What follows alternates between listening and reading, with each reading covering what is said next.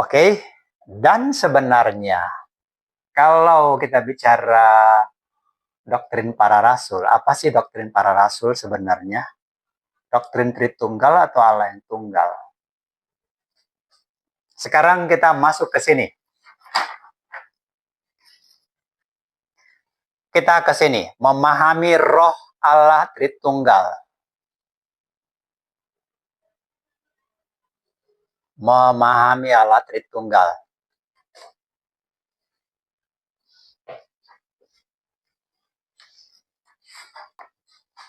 Ya, ronde 2. Kita ada di sini. Ronde 2. Ronde 2 ini berbicara tentang roh Allah Tritunggal, supaya Anda mengerti rohnya. Anda perlu mengerti bahwa ini semua perkara roh, semua di pikiran. Ya, kalau Anda nggak mengerti, ini saya mau terangkan. Karena jangan sampai Anda abu-abu, Anda nggak sadar, jadinya abu-abu. Oh, nggak apa, nanti terakhir Anda ditolak, itu masalahnya. Oke, kita sekarang ada di sini. Ronde 2. Ronde 2.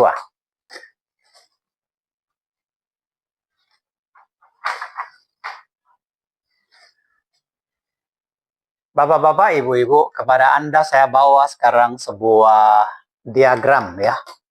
Diagram ini biasa disebut diagram perikoresis. Ini diagram yang dipakai biasanya untuk mendukung ajaran Allah Tritunggal. Secara spesifik, mari saya bantu Anda melihat rohnya. Karena bicara tentang Allah ini bicara tentang roh yang bermakna semua bermain di pikiran. Jadi kalau saya pakai pikiran itu kan kognitif.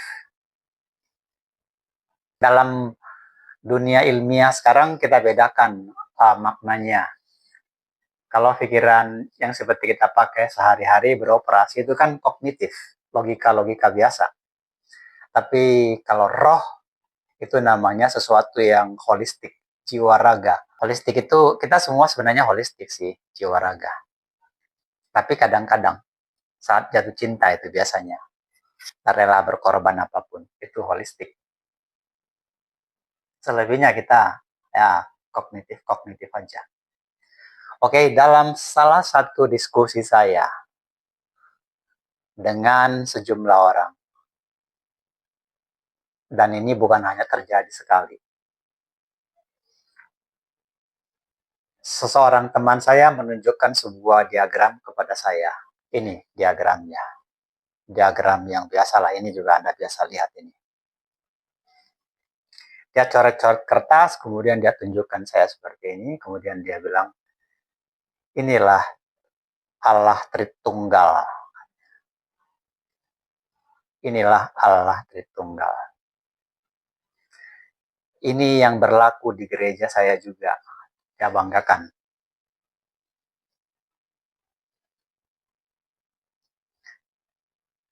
Lalu datang orang lain, dia lihat gambar itu. Kan kita lagi diskusi nih. Orang itu bilang, bawa sana. Nggak cocok itu. Ya. Ini yang benar. Ditunjukin sama dia. Akibatnya apa? Bertengkar mereka. Soalnya ini bilang ini nggak cocok. Ini nggak cocok dengan ini. Tengkar mereka. Bertengkarnya bukannya ringan, sengit sampai keluar kata-kata. Rela mati, rela mati. Rela mati loh, bayangin. Rela mati. Ini semua pikiran holistik kan? Jadi pada saat itu terjadi yang kayak gini nih, waktu ini terjadi, ya, dalam hati saya timbul bisikan-bisikan nih. Sebenarnya mereka ini sedang percaya kepada Allah yang dibentuk pikiran mereka sendiri. Allah yang dibentuk oleh pikiran mereka sendiri. Dan sampai sekarang perkelahian-perkelahian itu terjadi. Ini datang dari gereja ini datang dari pemikir ini datang dari ini datang dari ini. Beda-beda ini. Sampai sekarang perselisihan di dalam doktrin Allah Tritunggal terjadi. Sampai sekarang. Kenapa bisa begitu? Karena ini masalah roh. Ini roh semua ini. Gambar ini roh. Ada rohnya ini semuanya ini. Ada pikiran holistik di sini. Untuk pengetahuan Anda ya, ini datang dari berbagai penafsir ini, dari berbagai gereja. Yang ini tidak cocok buat si gereja ini, yang tidak cocok dengan ini gitu. Itu berbeda-beda. Dan setiap orang yang bikin gambar ini, rela berkelahi dengan ini. Rela mati-matian juga dengan yang ini. Rela-rela semua tuh. Saya kasih satu ilustrasi gini ya. Di dalam sebuah gereja, saya masih ingat ini waktu saya melayani itu di situ. Dalam satu ibadah. Di penjara. Kan kalau di penjara-penjara itu ada gereja. Kayak di Salemba. Ada gereja. Dan setiap hari ada ibadah. Jadi jemaat-jemaat baru, maksudnya narapidana baru masuk, biasanya diberi kesempatan bersaksi di hari-hari ibadah itu, memperkenalkan diri. Koordinator ibadah saat itu seseorang Protestan juga. Saya nggak usah sebut nama gerejanya, tapi dia datang dari satu gereja yang memiliki madah bakti. Di dalam madah bakti mereka itu ada lagu seperti Rusa. Lagu terkenal tuh. Jadi datanglah seorang narapidana disuruh mengenalkan diri dan bersaksi. Nah, dia bersaksi dengan sebuah lagu. Dia nyanyi, seperti rusa rindu sungaimu, jiwaku rindu engkau. Baru di bagian referennya dia bilang begini, Yesus, Yesus, kau berarti bagiku. Yesus, Yesus, kau segalanya bagiku. Si koordinator ibadah, gini dia lihatnya. Kemudian waktu nyanyi, stop, gitu, stop dia. Dia tunjukin lagu Madai Bakti. Tidak ada lagu itu, tidak ada nama Yesus di situ. Pemujaan, itu lagu buat puji-pujian buat Bapa. Jadi gini, di situ kita melihat roh yang kayak gitu. Mereka membedakan roh. Ketika mereka sudah holistik memahami Allah Tritunggal itu, pasti tiga, campur-campur imannya. Sebagian Protestan saya lihat memang nggak berasa, tapi sebagian terasa. Holistik mereka udah pasti campur imannya. Mana Bapa, mana Putra, udah pasti galau mereka. Percayalah. Udah campur-campur, nggak mungkin lagi monoteis itu. Di balik sebuah gambar kayak gini, ada rohnya ini. Maksud saya begini loh. Saat seorang bikin gambar kayak gini, ya, pikiran si pembuat ini bekerja maksimal. Si pembuat itu pasti berdoa, dia berpuasa. Ketika mau bikin diagram gini, dia berdoa, dia berpuasa bahkan. Itulah namanya holistik jiwa raga. Kenapa sampai dia berdoa gitu? Ya karena dalam hati mereka dan yang membuat gambar-gambar gini, sebenarnya mereka itu punya rasa hormat yang sangat tinggi kepada Allah. Mereka takut kepada Allah, hormat kepada Allah. Mereka itu orang-orang saleh. Bukan orang iseng. Jadi pada dasarnya bapak-bapak gereja itu semua memang orang-orang saleh. Hatinya saleh. Tapi ini masalahnya. Ya, perhatikan.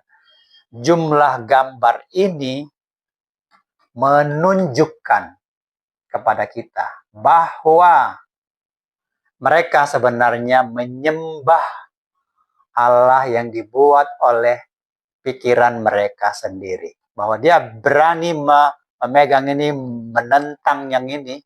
Mereka memang menyembah Allah yang dibentuk oleh pikirannya sendiri. Mereka mengimani Allah hasil tafsir atau bentukan, dibentuk pikiran mereka sendiri. Itu dia. Dan fakta bahwa mereka siap berkelahi, mereka mau berantem sampai sebut-sebut rela mati gitu. Itulah bukti bahwa roh mereka terikat kepada apa yang mereka bikin. Ini gambar ini mereka yang bikin tapi terikat ke sini. Dan roh yang ada di sini mengikat mereka sampai tingkat jiwa raga. Mereka rela korban uang, rela korban waktu. Dalam pelayanan juga mereka rela berkorban. Orang-orang baik. Demi apa? Ya, tapi itu masalahnya.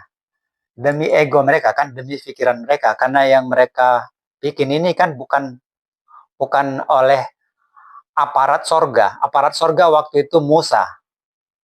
Aparat sorga waktu itu adalah Yohanes, Petrus, segala macam gitu. Ini terutama aparat sorga yang paling utama adalah Musa. Nggak ada bikin gini-gini. Ada cerita nih. Zaman dulu, zaman gereja mula-mula, ya, sepanjang waktu lah sebenarnya. Sepanjang zaman sejarah. Banyak orang yang siap mati hanya soal-soal Allah. Di semua kepercayaan begitu.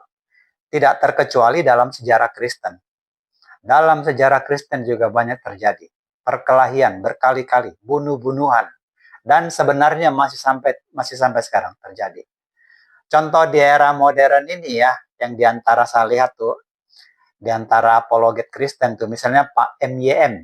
Nah, berkali-kali saya lihat dia katakan siap mati.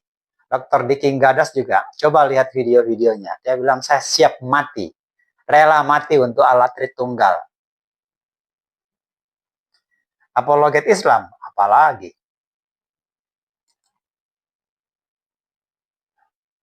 Rela mati semuanya. Jadi untungnya gini ya, untungnya sekarang semua agama sudah ditempatkan di bawah hukum negara. Kalau coba di luar hukum negara, pasti banyak korban nyawa akibat roh agama. Itu agama loh, bukan spiritual. Orang spiritual pasti beda. Kalau orang beragama kan harus sama dengan dia.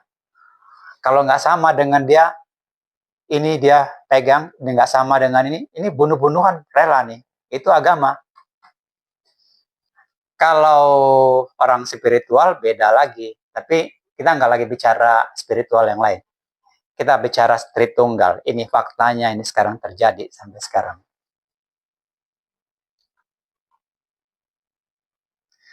Jadi saran saya nih ya, untuk pengertian kita saja.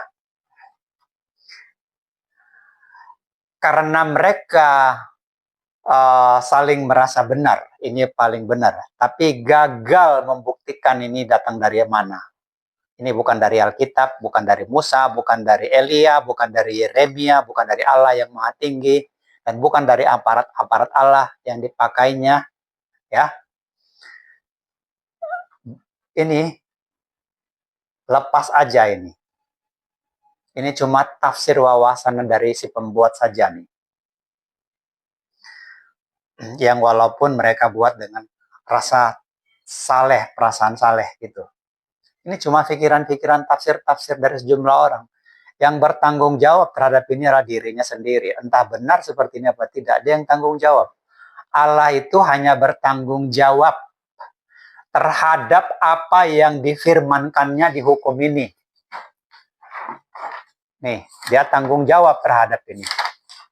Kalau Anda setia tidak ada Allah lain bagi Anda, kecuali YHWH, Anda tinggal mencari YHWH. Sementara Anda belum dapat YHWH, nggak apa-apa. Seperti Yahudi belum yakin dia. Itu mending, lebih baik. Daripada Anda punya Allah lain tapi nggak jelas gitu.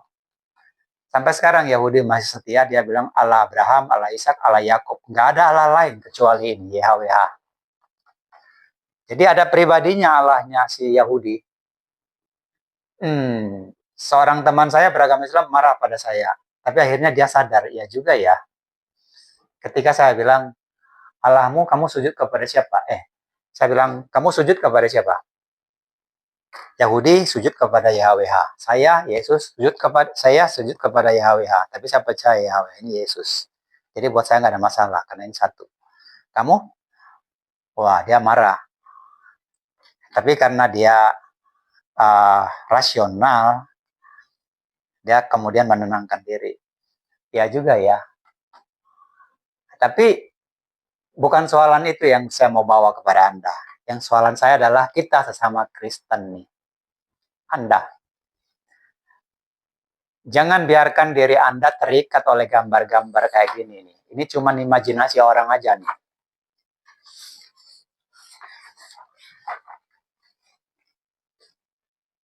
Tapi hargailah hukum itu. Jangan ada Allah lain bagimu selain aku. Nah, oke.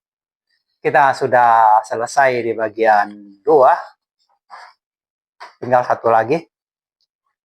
Sedikit lagi contoh nanti ya.